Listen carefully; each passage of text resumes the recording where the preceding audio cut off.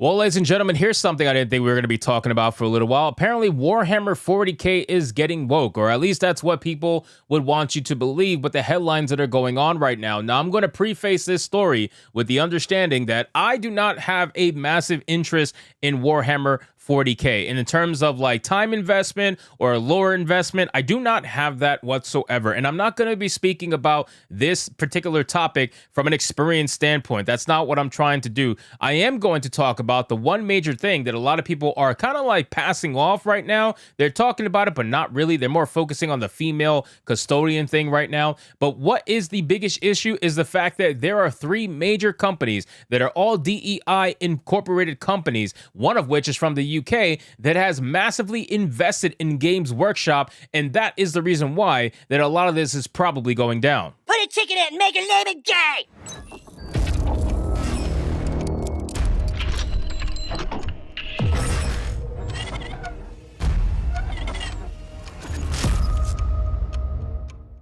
So we have an article here from That Park Place with a headline that reads, Games Workshop retcons Adeptus Custodes by introducing female space marines and then lies about it. Now, this is not the first time something like this has happened in gaming, okay? We have seen many examples where you're going to have male-only races, male-only species, male-only whatever. They'll come out and suddenly women start to show up, and then they'll gaslight you and tell you, well, that was always the case. We just, for some reason, never told you about it. So let's get into this article, guys, from That Park Place. But of course, before we do, if you are new here, just consider hitting that subscribe button. I would greatly appreciate it, and like the video to push us out into that YouTube algorithm. Now, when it comes to tabletop RPGs, Games Workshop and Warhammer 40K especially is top of the top. You know, when we were talking about Lara Croft Truth Seeker, right? When we were talking about Lara Croft, we were talking about the fact that tabletop RPGs are very niche. And who were you trying to really market this game for? Well, when it comes to Warhammer 40K, even though tabletops are definitely still niche, this is the company that owns most of that niche. This is the company that is running shit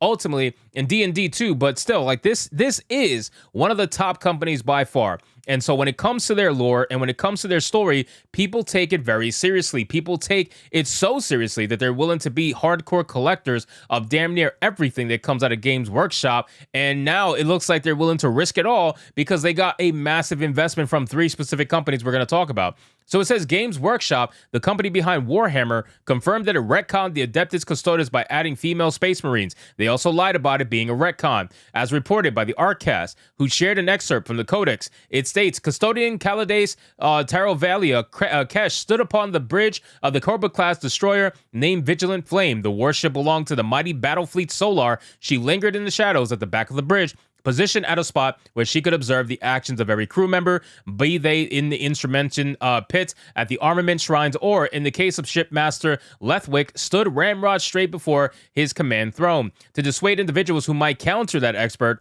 doesn't confirm she's an Astaris Custodes, but she could be a sister of the Siren. Art shared another excerpt from the Codex that shows her wielding a Guardian Spear. It states Kesh has also warned before anyone else aboard, sensing a sudden empiric energy spike coupled with a surge of overpressure and sharp temperature dropped the presage a teleport strike. Her Guardian Spear was leveled and armed before the first cry of alarm or howl of a klaxon rang through the bridge. Now, this shit is all foreign to me. I'm going to be very real with you. It's all foreign to me. I'm reading this because those of you who are watching the video who understand the lore and get the point of the lore, I want you guys to get the full context. So I'm going to speed through this so you can get an understanding, and then I'm going to get to the part where I actually have some knowledge about these companies. It says from there, Ark points out how this is indeed a major retcon by citing previous codexes that describe the Astaris Custodes as men. One of them reads, all Custodes begin their lives as the infant sons of the noble houses of Terra. It is a mark of incredible prestige to surrender one's child to the most glorious of callings with the Imperium, and many notable clans among the Terran aristocracy have willingly given up almost entire generations of newborn sons to earn it. As for why he believes this changes has been made, Ark shared, it is simply just a political power play. That is all. That is all has ever been. That is all it will ever will be. This is the ideological capture of the franchise happening in real time. We know the Custodes are male. He continued, even if it wasn't stated outright, which again, it has been, it would be weird, very weird indeed for the Custodes to be like, oh yes, no, we've kept this a secret all this time. And I know you've never heard about a male Custodes ever before, not a single mention in the Horus Heresy or any preceding source books, but now we could totally do this. We just elected to never, ever, ever at any point tell you. And now there are two of them. And just like the Sith, they herald corruption where they come from, of course, he added. So Now, that is pretty damn funny, okay? That is pretty damn funny because ultimately that's what I said earlier in the video. You're going to try to pretend as if and gaslight people into thinking this has always been the case, and yet you got people, you got to understand, these fans are more hardcore about the lore than some of the people working on the game. That's just straight up truth. A really hardcore fan will know every little detail about the lore if they really are that hardcore. So you're going to be arguing against fans and try to be like, oh, well, no, females always existed, and they're going to flat out call you out on your bullshit, and you're not going to like it. Then it says Games Workshop has since posted to the official X account writing, since the first of the 10,000 were created, there have always been female custodians. Ark reacted to this post, noting the change was done due to malice. He stated, say it after me, always assume malice. Now, here's the part where I wanted to talk about. Ladies and gentlemen, when it comes to the shareholders, okay? The shareholders, you got three companies. You got multiple companies, but three major players are influencing this company. And this is why these changes are happening, okay? In my opinion. And they're going to say, well, it's just a conspiracy theory. Just because BlackRock and Vanguard and Bally Gifford actually invested money into it doesn't mean that the company's going to get woke.